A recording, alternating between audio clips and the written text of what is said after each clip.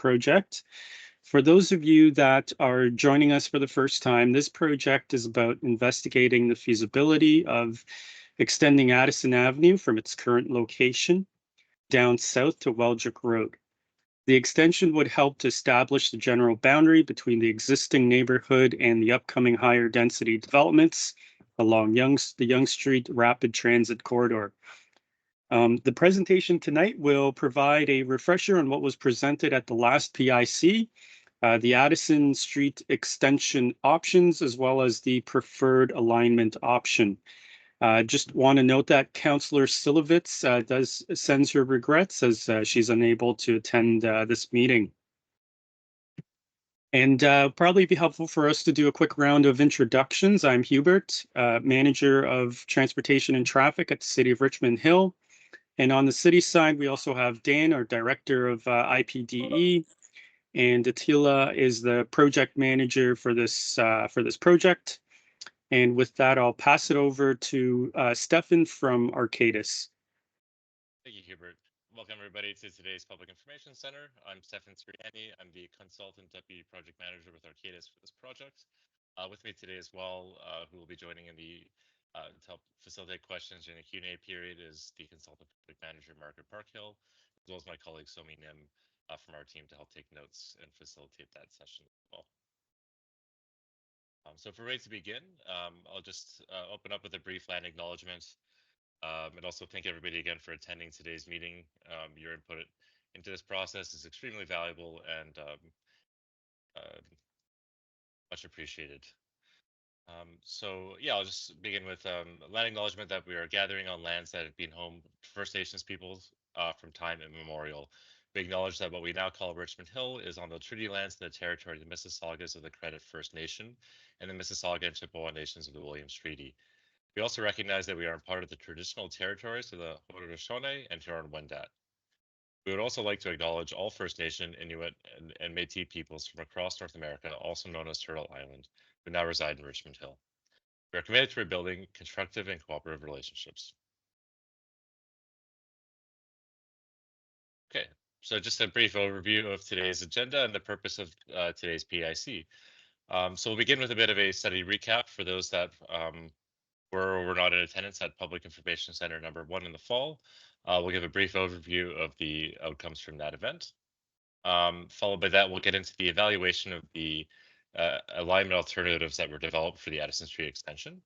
And from there, we'll move into the selection of the preferred alignment alternative and provide a high-level overview of that alignment. And also seek feedback from the public intermittently on just like elements that you'd like to see or problems and opportunities and things like that. Just keep an eye peeled for little prompts as we go through the presentation. And then towards the end, after we get to the study schedule and next steps, we'll open up the floor to a question and comment period, where if you note anything down during the presentation, we can always flip back to a slide and we can closer detail and discuss it with everybody in attendance. So again, just a reminder, the purpose of today's PIC is to present the evaluation of alignment alternatives for the extension and selection of preferred alternative. And your input on this process is extremely important. Just before we get into it all, I'll just go over a couple quick housekeeping items. So as you can see when you join, that your mic is muted, so you won't be able to use your microphone or camera until the Q&A session. At that point, you can submit questions using the Q&A icon as shown in green at the top there, or raise your hand as shown in orange to ask questions, and we'll kind of screen through them and then give attendees an opportunity to speak at that time. For those that have joined by phone, if you wish to provide verbal questions and comments, you can raise your hand by pressing *5 on your number pad and then *6 to unmute your phone. And of course, if you would like to submit your feedback at a later time, the presentation materials and an online comment form are available on the project website at any time at RichmondHill.ca/AddisonEA. I'll just like to remind everybody as well at this time that the presentation is being recorded and will be posted on the city website following completion of this meeting. And in general, just a reminder to remain courteous to all fellow participants. through this process, and the project team in the city will have the ability to mute and unmute attendees in this process as well.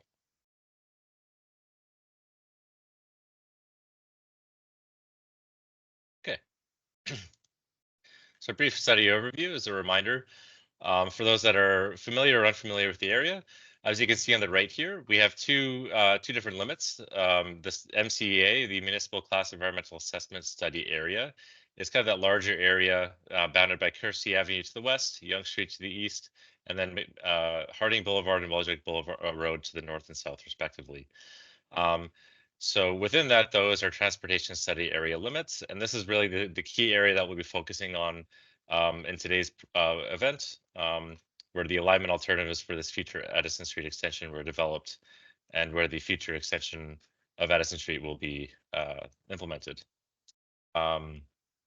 So as a reminder as well, as an MCEA Schedule C planning process, the final deliverable will be an environmental study report, an ESR, that will be placed on public record for a 30-day review following completion of the study. We'll have a little more on that timeline towards the end of the presentation today as well. At this point in time, we're at phase 3, which is the alternative design concepts for the preferred solution.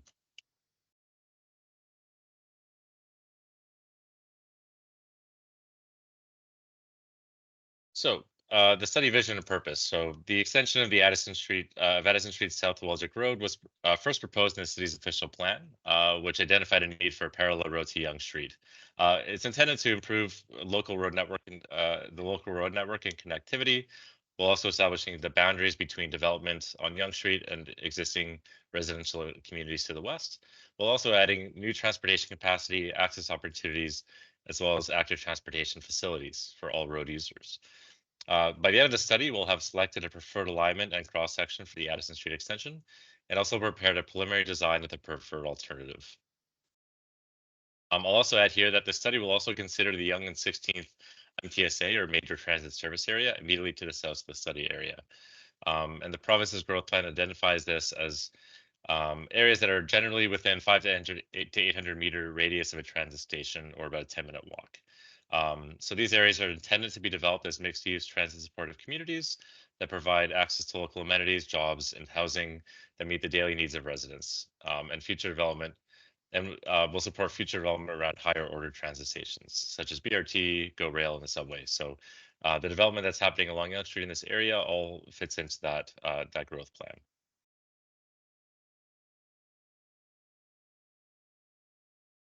Okay, so at the first PIC, we gave a brief overview of the different technical studies that have been completed and are being carried out to inform this study.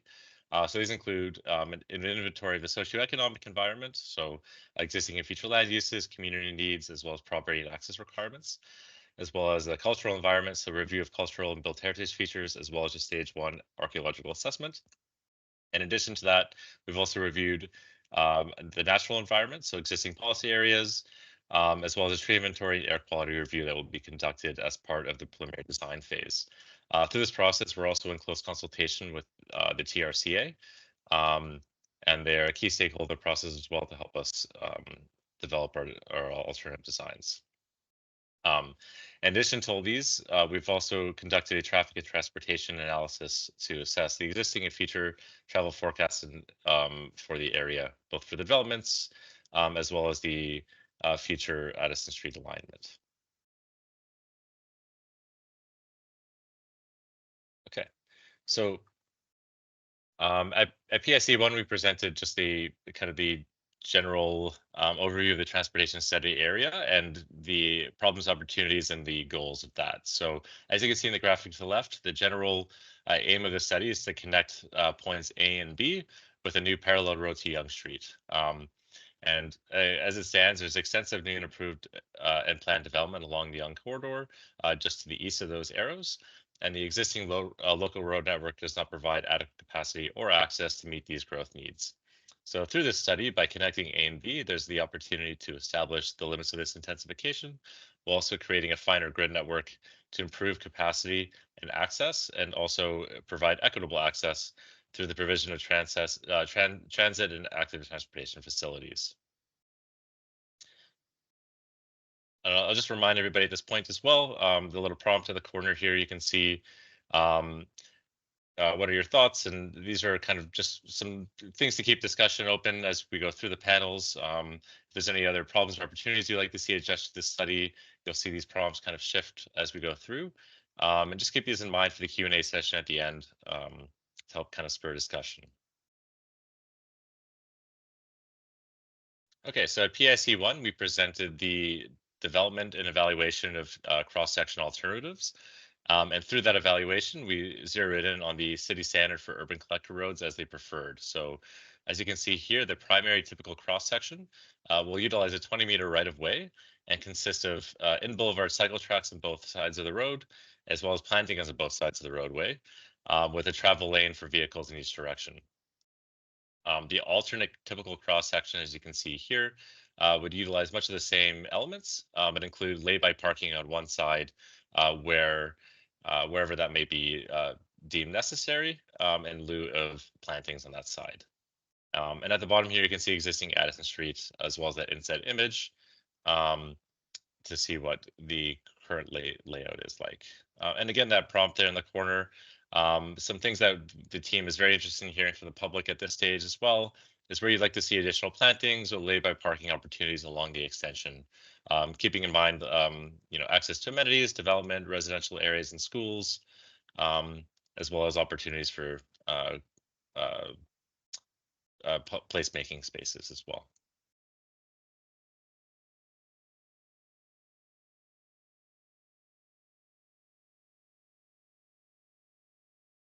Okay, so with that in mind, following PIC1 and the selection of that preferred cross-section, our team proceeded with the development of alignment alternatives for this study.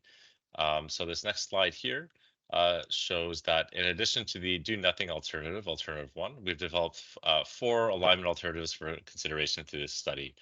The first of these, or rather the second of these, is alternative 2A, which is discontinuous at May Avenue. This alternative extends directly south in a straight line. I'll just take out the laser pointer here from existing Addison Street, the existing Addison Street turn here, and heads south to May Avenue, where it jogs west 80 meters along May before heading south to Aldrich Road. Alternative 2B is quite similar, but instead of it utilizes existing Addison Street and then heads south straight to Waldrick Road about 80 meters west of the existing turn.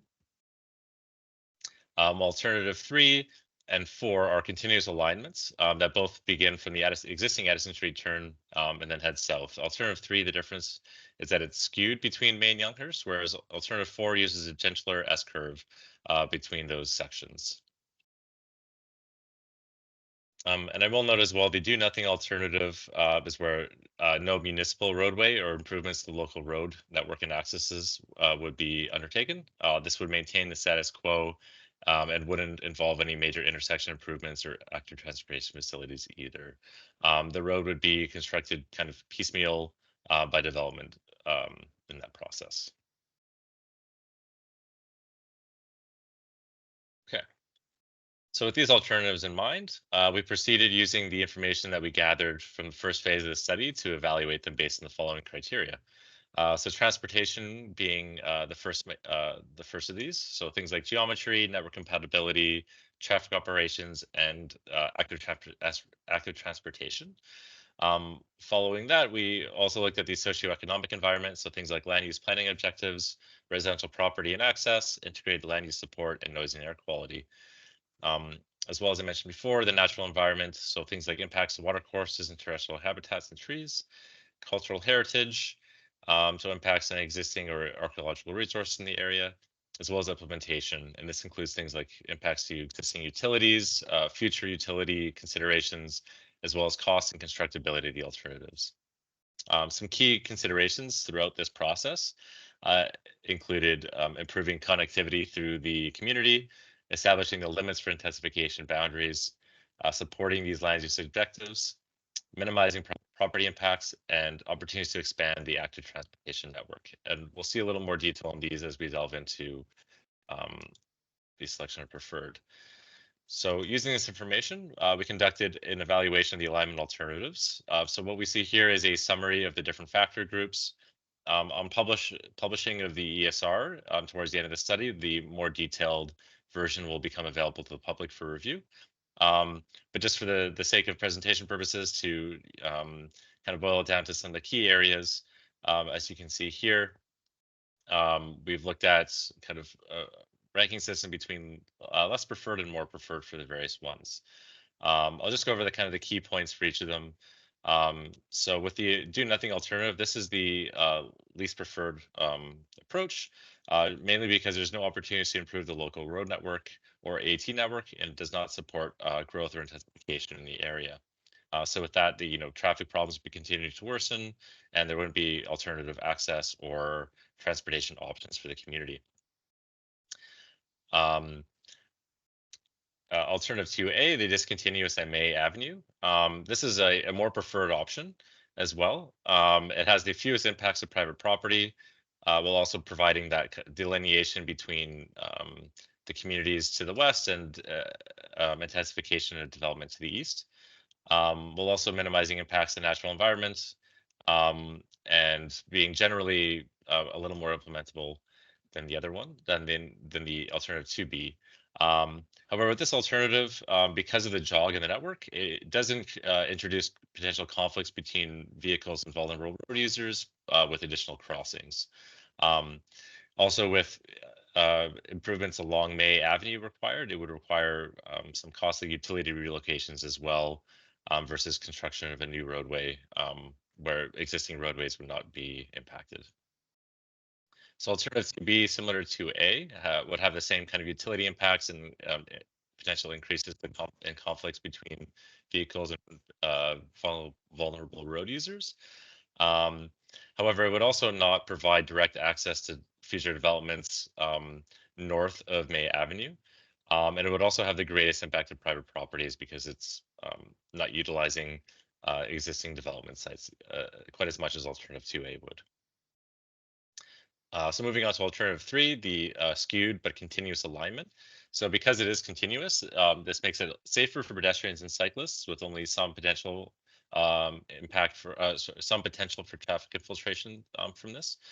Because all of these intersections will be always stop controlled, it provides little opportunity for, from a traffic perspective, for traffic to pass through, use the roadway as a bypass. That said, this alternative, because it is skewed, it results in a little less visibility compared to the other alternatives, and alternative 4 in particular. It also has the greatest potential impact on private property. So with alternative 4, however, the S-curve, from a transportation perspective, it meets a lot of the, all of the design criteria necessary for a safe roadway in the city. It also has the second fewest private property impacts, the first being sort of 2A, while also providing that continuity that's safest for pedestrians and other road users in the area. And because it does not impact any existing roadways, the implementation is relatively more straightforward and less costly than alternatives 2A and 2B, which require utility relocations. So I know that's quite a bit of information to digest there, but I'm happy to come back to this slide later on during the Q&A as well, or any of the ones to look at these in a little more detail if there's any specific questions on these. So with that all said, based on this review, alternative 4, the S-curve, was selected to be carried forward as the preferred solution for the next stage of this study. It's a preliminary design. Okay, so on the following panels, I'll just provide kind of an overview of this alignment, a little more further detail. So again, this preferred alignment provides that continuous north-south connection through the study area that will both establish a clear continuous boundaries between developments and low-density areas to the west, improve local transportation capacity and access opportunities, for both residents, businesses, and future growth. It would also create a finer grid network with sidewalks, cycle tracks, and always stop controlled intersections to provide a variety of safe and equitable travel options for all road users. And it would also provide new placemaking opportunities, both through the boulevard plantings throughout the corridor, as well as the opportunity for a new public park between May Avenue and Younghurst Road, as you can see in the image to the left here. Also shown on this, this graphic on the left will appear on each of the subsequent slides. And you can see here the future proposed and approved developments along the corridor, as well as some future public road connections um, as well. And the following slides will also highlight some existing and future active transportation facilities that will be tied into. So for the purpose of this PIC, we've broken this preferred alignment down to 3 key sections, just to help zoom in on some areas to help facilitate discussion a little closer. The first of these covers from Harding Boulevard to May Avenue. As you can see here, the dotted black line will involve improvements to the existing right-of-way through this section, and then continue south where the new alignment will be constructed towards May. Section 2 covers May Avenue to Younghurst Road. And section 3 will go from Younghurst Road to Welsrick Road at the south. And I'll zoom in on each of these sections on the next 3 slides for a little closer discussion. So with section 1, as you can see here, some of the key considerations that we flagged to this area. The one labeled A at the top at Harding is the opportunity to connect to the surrounding cycling network. So there are existing cycling facilities on Harding Boulevard that these will tie into. Uh, Labeled at B there is the future access to proposed development at 9750 Young, as well as 9712 Young. So there will be a future public road connection between existing Addison Street and Young Street at this location. And this will serve as an access opportunity with a 4-way stop controlled intersection at the existing Addison Street turn. And again, I'll just remind everybody here as we're going through this, just to kind of, if you're familiar with the area as well as a local resident, just what your thoughts are on the development of the alignment through this section. Are there any other constraints or opportunities that should be considered as we proceed with the preliminary design? This stage that we're entering into is the perfect opportunity for the community to provide their input on things like where plantings will go, considerations for stop control as well, or parking opportunities. So this is really a great opportunity to have your voice heard in the process. So through section B, as you can see here, there's a little more detail happening in this area. That's mainly because there's an improved development off Younghurst Road there, as well as another active development application labeled at D at 9700 Young. So as part of that development, as you can see labeled at B, there's an opportunity to enhance the public realm through a new park that will be implemented through the construction of this extension, which will help establish the limits between the intensification on Young as well as and the existing residential community to the west. I will note at this time as well that through this study, the road will be, the city will be constructing the road as part of ongoing developments in the area. So it'll kind of be constructed in sections as these developments unfold. So it won't be kind of one large construction project, but rather constructed in pieces, likely as similar to the sections you see here. And then one of the other key features I'll highlight here is, of course, the connection to the surrounding site network on Young Street. As well as at C, there's an existing drainage feature in this area where through discussions with TRCA, we'll be looking at potential mitigation measures during preliminary design to connect that further south with the tributary of the creek that exists there. And that in mind, just flash forward to here.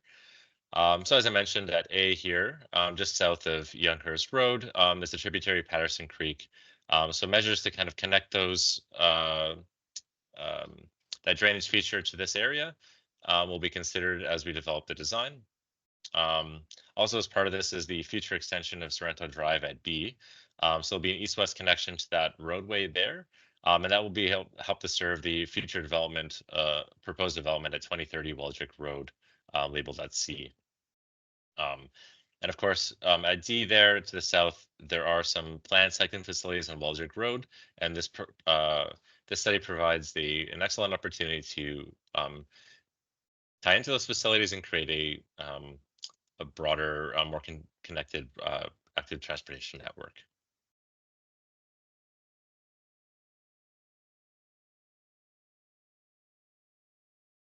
Okay, so just on the next slide here, I'll get into the study schedule, and then we'll open up the floor with a Q&A period. And I'll just go over a couple details of that before I hand it back over to the city to help facilitate. So the next steps in this process. So following today's PIC, we'll be reviewing feedback that we received from the public today and both in the coming weeks through comments that are submitted, as well as stakeholders to incorporate in the preliminary design phase. And then with that information in hand, we'll be proceeding with the preliminary design of the preferred alternative that was presented today. And then later on in the spring, going into the summer, we'll be documenting these study findings and submitting an environmental study report for 30-day public review. And then, as I noted earlier, following completion of this study, the detailed design and construction of the Addison Street extension will resume, and this will happen over, I guess, like a multi-year period. But the city can also provide a little more information on that as well.